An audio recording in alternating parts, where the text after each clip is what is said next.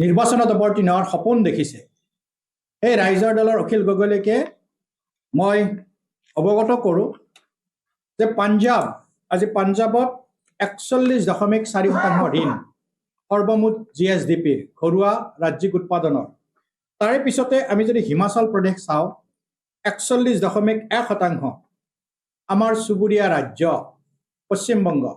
পশ্চিমবংগত ঋণৰ পৰিমাণ যি 32% ৰ'ব পাৰি তাতকৈ বেছি লৈ এতিয়া হৈছে 34.5%।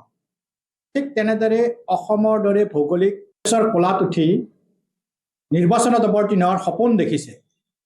সেই ৰাইজৰ দলৰ অখিল গগৈলৈকে মই অৱগত কৰোঁ যে আজি পাঞ্জাৱত 41.4% ঋণ 41.1%।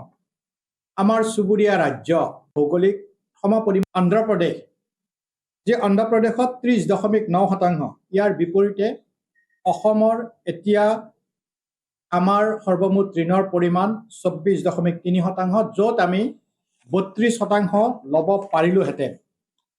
দ্বিতীয়তে, এটা বিত্তীয় বৰ্ষত ৰুল মতে বছৰটোত যিখিনি আমাৰ GSDP হ'ব তাতকৈ আমি 3.5%তকৈ বেছি ঋণ ল'ব নোৱাৰোঁ। অখিল গগৈ এই কথাখিনি নজনা নহয়।